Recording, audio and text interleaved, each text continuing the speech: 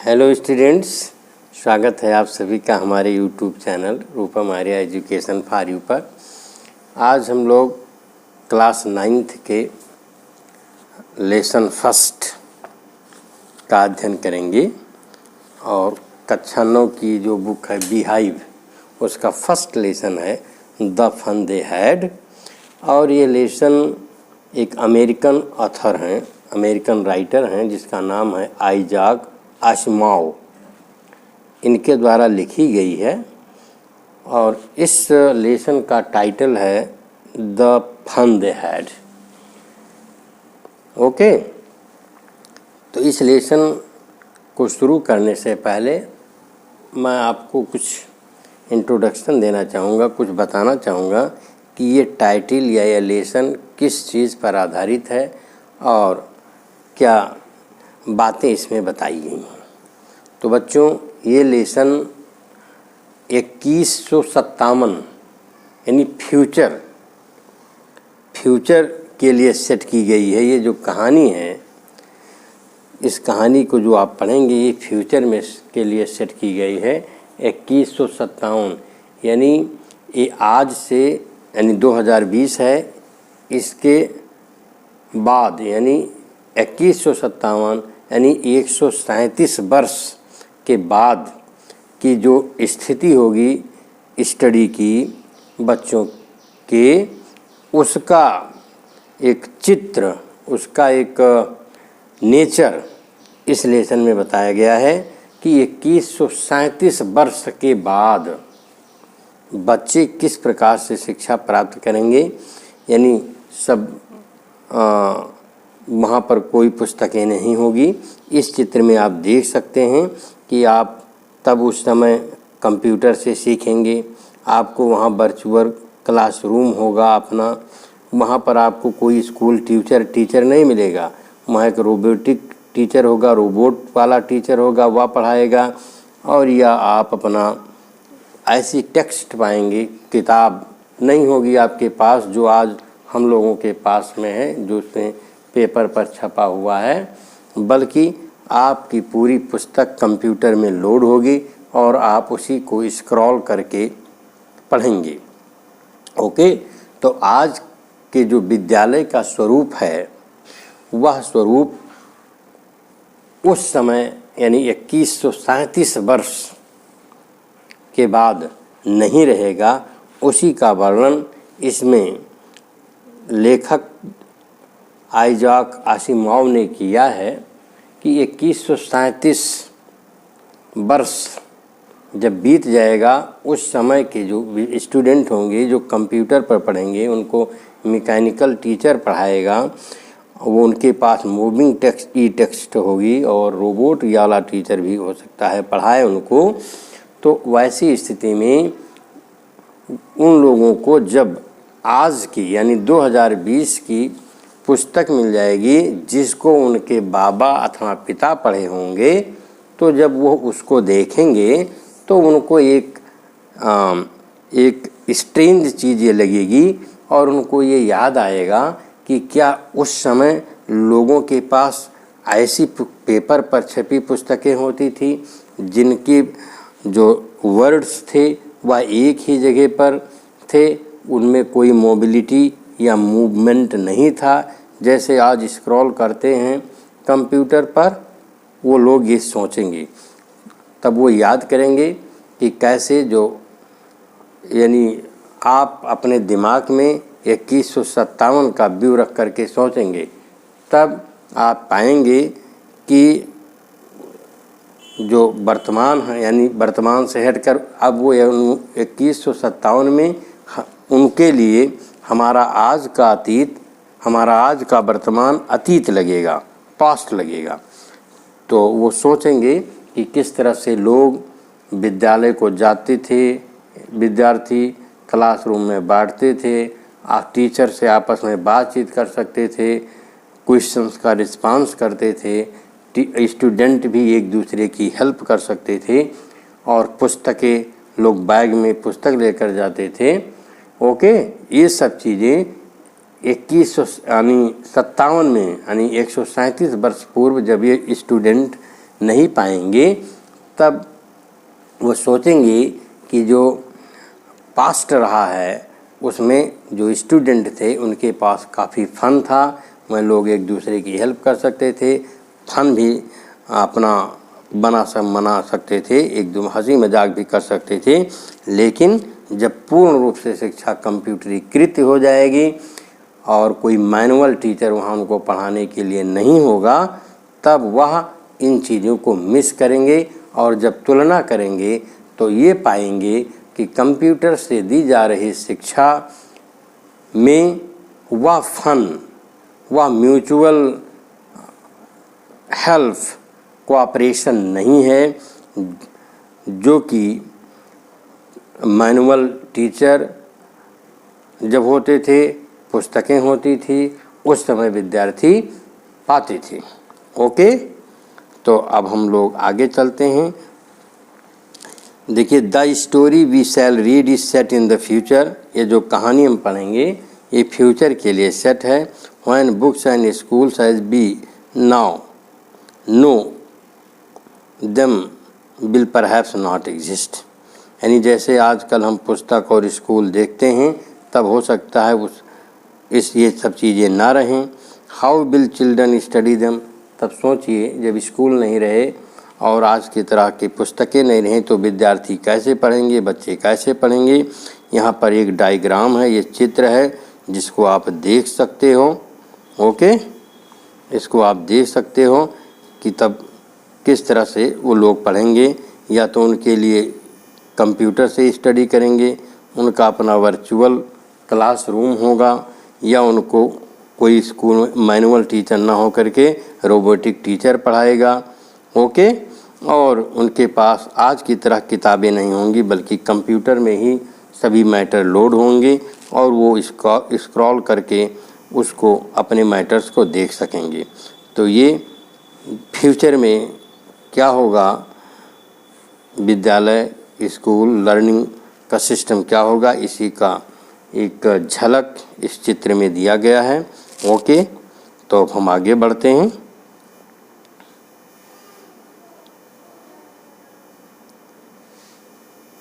Lesson को हम start करते हैं। इस लेसन में दो बच्चों का, एक मार्जी है और दूसरा टॉमी है। ये दो स्टूडेंट हैं। मार्जी एक लड़की है और टॉमी एक लड़का है। तो ये लोग जब पढ़ते हैं तो अपनी एक डायरी भी बनाते हैं। तो देखिए, अब लेसन शुरुआत करते हैं। मार्जी even wrote about it that night in her diary। Okay, diary में मार्जी ने उस रात अपनी डायरी में इस विषय में भी लिखा। क्या लिखा? On the page headed 17 May 2157 she wrote today Tommy found a real book. Okay, तो पृष्ठ पर जो अंकित था डायरी में जो उसने लिखा, वो पृष्ठ का जो शीर्षक था उस पर लिखा था 17 मई 2157। उसमें लिखा था आज टॉमी को एक असली पुस्तक मिली। यानी हेडिंग में उसने ये लिखा कि उसका जो समय था वो लिखा था, डेट था जब उसने डायरी लिखा 17 मई 2157। और क्या लिखा? आज टॉमी को एक असली पुस्तक मिली। तब उस समय इन लोगों के पास असली पुस्तक नहीं होगी, कंप्यूटर से स्टडी कर रहे होंगे। तो होता क्या है कि टॉमी को एक पुस्तक मिल जाती है। अब वो पुरानी पुस्तक रही होगी, कौन पढ़ा होगा इसको। तो it was a very old book.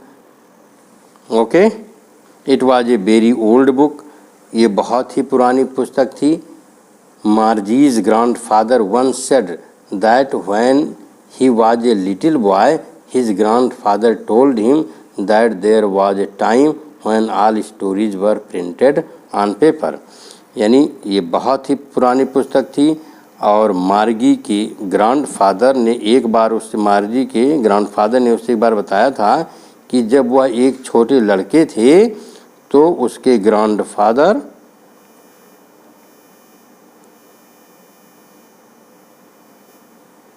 तो उसके ग्रैंडफादर ने उन्हें बताया that there was a time when all stories were printed on paper. तब उसको बताया उसके ग्रैंडफादर ने उसके पिता को बताया कि पूरी पुस्तकें उस समय पेपर पर लिखी जाती थी, पूरी कहानियाँ पेपर पर लिखी जाती थी। Okay, they turn the page. फिर जब पुस्तक मिला टॉमी को और उन्होंने पेज को पलटा, टॉमी और मार्जी ने मिलकर, they turn the page which were yellow and crinkly and it was awfully funny to read words that stood still instead of moving the way they were supposed to on a screen, you know. Okay, तो उन्होंने page को पलटा जो बहुत पीला हो गया था और क्रिंकली हो गया था। क्रिंकली मीन्स कई सतह, कई तह वाला हो गया था, कई फोल्ड हो गए थे उसमें। And it was awfully funny, और ये बहुत ही भयंकर परिहासपूर्ण था।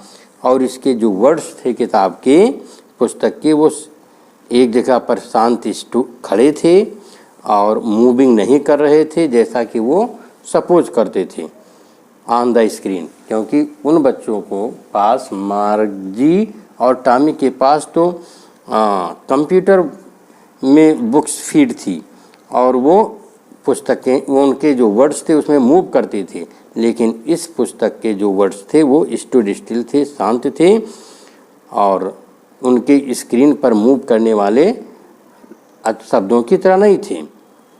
And then when they turned back to the page before, it had the same words on it that it had when they read it the first time. और वो कहते हैं कि जब वह पृष्ठ को पुनः पलटते थे तो उस पर वही शब्द होते थे जिन्हें वह पहली बार में पढ़ चुके होते थे।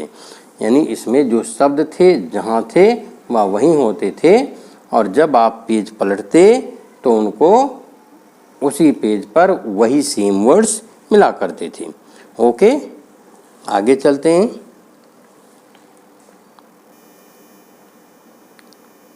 यस, सेकंड पैराग्राफ, गी यानी जी, इसको आप पढ़ें। इसका जो मतलब होता है, इसका मतलब होता है आगे बढ़ो। सेड टॉमी, टॉमी ने कहा आगे बढ़ो। What a waste, when you are through the book you just throw it away. तो टॉमी ने कहा आगे बढ़ो, इसमें जो है आप कितनी ये व्यर्थ का कार्य है। व्हाट ए बेस्ट माने कितना व्यर्थ का कार्य है। और when you are through the book, यानी जब आप इस पुस्तक का पूरी पढ़ लोगे तो कामा के लिए, तो you just throw it away, तब आप इसको फेंक देंगे। ओके, आई गेस, मेरा ऐसा मानना है।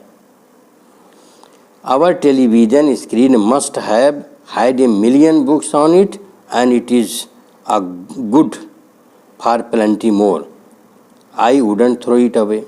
वो कहता है टॉमी कि हमारा जो टेलीविज़न है उस टेलीविज़न की स्क्रीन पर मिलियंस बुक्स हैं और इसमें अभी और अधिक आ भी सकती हैं और हम इसको फेंकेंगे नहीं। ओके, ये हमारा इसी में सेव रहेगा। जबकि आज का जो पुस्तक है हम लोग पढ़ते हैं और पढ़ करके जब आप पास हो जाते हैं क्लास तो आप उसको हटा देते हैं। लेकिन 2157 यानी 137 वर्ष के बाद जो पुस्तक होगी उसमें ये सब सेव रहेंगे, आप उसको फेंकेंगे नहीं, क्योंकि वो सब आपके कंप्यूटर के डिवाइस में सेव रहेगी। Same with mine said Margie, Margie कहती है मेरे साथ भी ऐसे ही है। She was 11 and hadn't seen as many telebooks as Tom had. तो मार्जी चूँकि 11 वर्ष की थी और टॉमी 13 वर्ष का था, छोटा, मार्जी छोटी थी, इसलिए उसने उतनी जो है पुस्तकें नहीं देखी थी जितना कि टॉम ने देखा था। ओके, टेली बुक्स को। ही वाज 13, वो 13 वर्ष का था। शी सेड, उसने कहा where did you find it, उसने कहा कि ओके, आगे बढ़िए।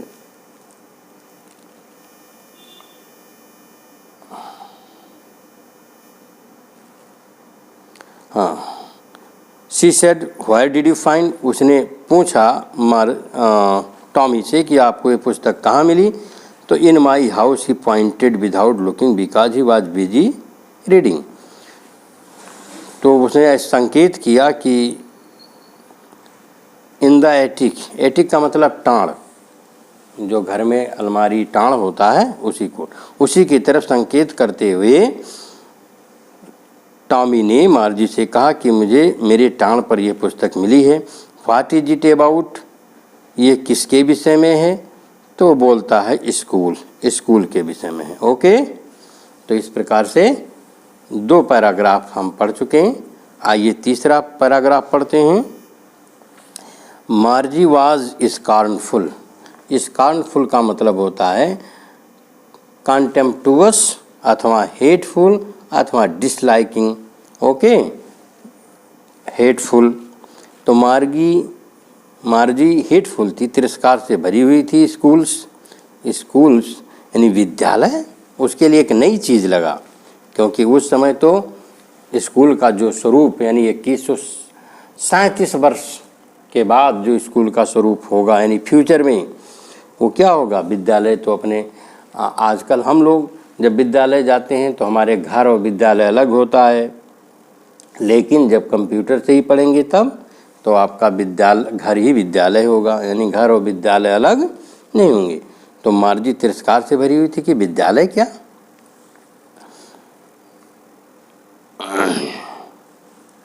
आई हेट स्कूल, मैं स्कूल से घृणा करती हूँ। Margie always hated school, Margie हमेशा स्कूल से हेट करती थी। But now she hated it more than ever, लेकिन अब वह इससे और अधिक घृणा करने लगी। The mechanical teacher had been giving her test after test in geography, जो मैकेनिकल टीचर समझ लो बेटा, मैकेनिकल टीचर उसे कहते हैं जो कंप्यूटर पर आपको पढ़ाता है, यानी कंप्यूटर में जो चित्र आता है और टीचर आपको गाइड करता है पढ़ाता है उसी को कहते हैं। यानी मैनुअल टीचर की तरह नहीं, जैसे हम लोग क्लासरूम में खड़ा होकर पढ़ाते हैं इस तरह का नहीं, वो कंप्यूटर में ही टीचर होगा। तो the mechanical teacher had been giving her test after test in geography, जो मैकेनिकल टीचर था उसको ज्योग्राफी में टेस्ट के बाद टेस्ट देता जा रहा था। And she had been doing worse and worse until her mother had shaken her head sorrowfully and sent for the county inspector, और वह खराब और ख़राब करती जा रही थी जब तक कि उसकी माँ ने दुखपूर्वक उसके सिर को हिलाया और एक काउंटी इंस्पेक्टर के लिए भेज दिया। काउंटी इंस्पेक्टर का मतलब क्षेत्र निरीक्षक के लिए भेज दिया। यानी ज्योग्राफी मैकेनिकल टीचर ज़्यादा टेस्ट दे रहा था, टेस्ट जो है मार्जी का ले रहा था और वह खराब और ख़राब करती जा रही थी। अब उसकी माँ ये देखकर दुखी हुई और उसने एक काउंटी इंस्पेक्टर को बुलाया। ओके, तो इस प्रकार से हमारा 3rd पैराग्राफ ख़त्म हो गया। अब आगे हम पढ़ते हैं 4th paragraph.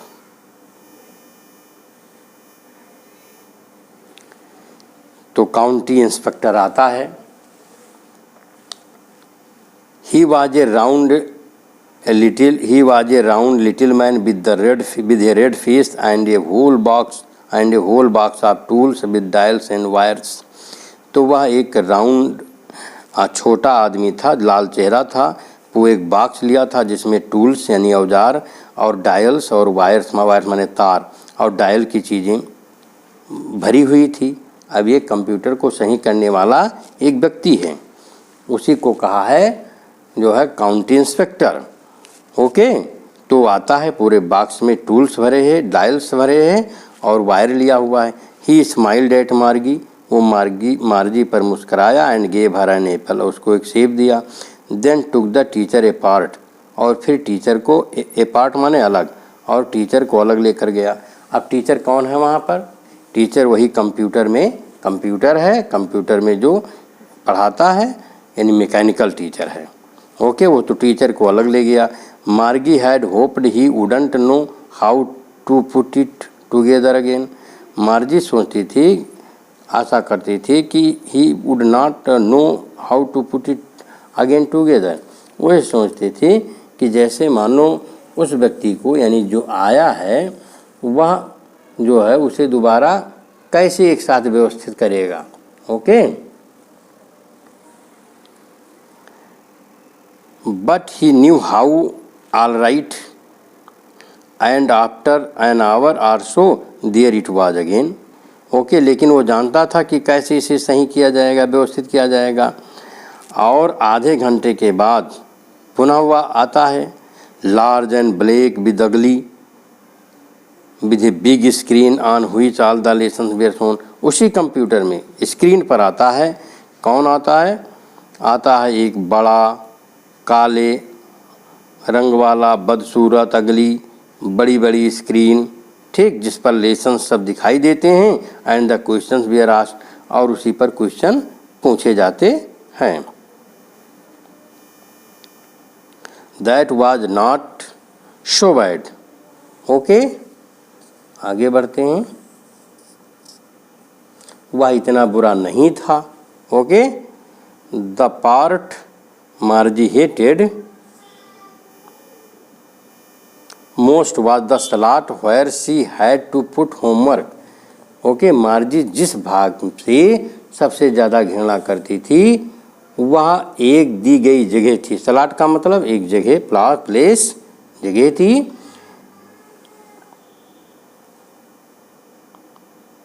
Where she had to put homework and test papers, जहाँ वह अपने गृह कार्य और परीक्षा प्रश्नों पत्रों को रखती थी। Okay, she always had to write them out in a punch code they made her learn when she was 6 years old।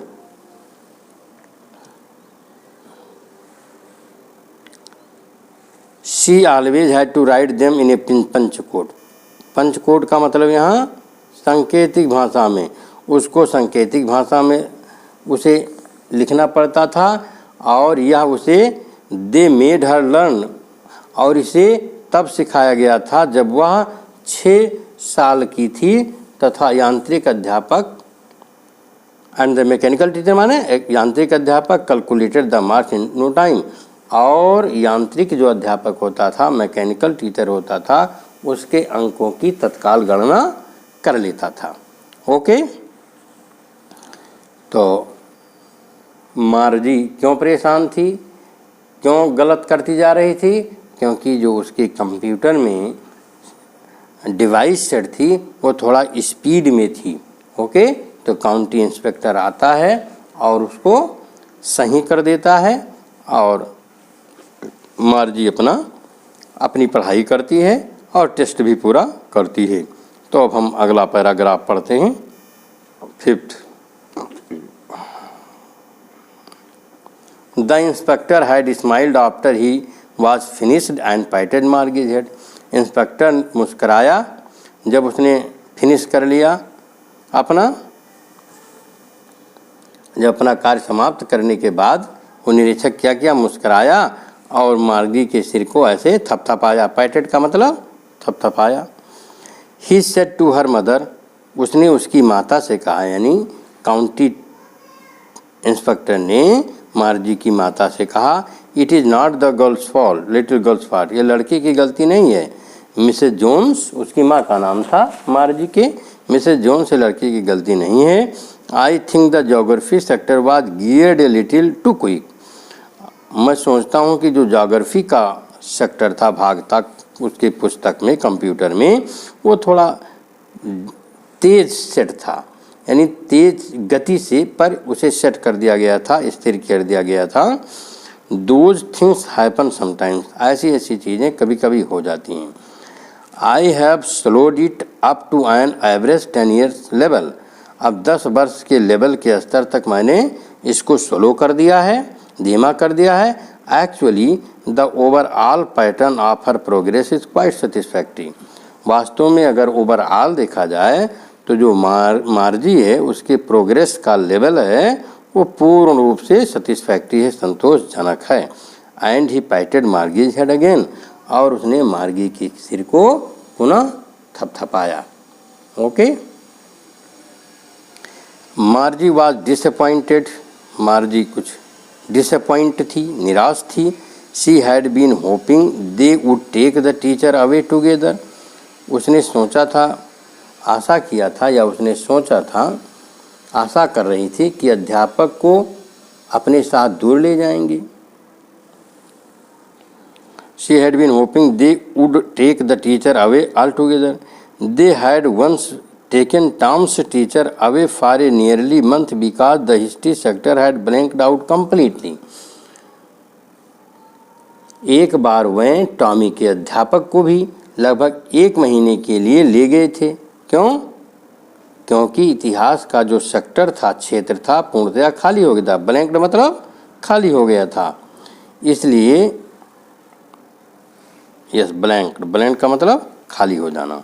यानी एक बार टॉमी का भी जो कंप्यूटर था जिसमें वो पढ़ाई करती थी, उसमें भी इस तरह की प्रॉब्लम आ गई थी। तो जो काउंटी इंस्पेक्टर आया था वह उसके कंप्यूटर को, उसके टीचर को लेकर चला गया था 1 महीने के लिए। तो उसी तरह यह भी सोचती थी कि ये भी हमारे भी टीचर को लेकर चले जाएंगे। ऐसा क्यों हुआ होगा?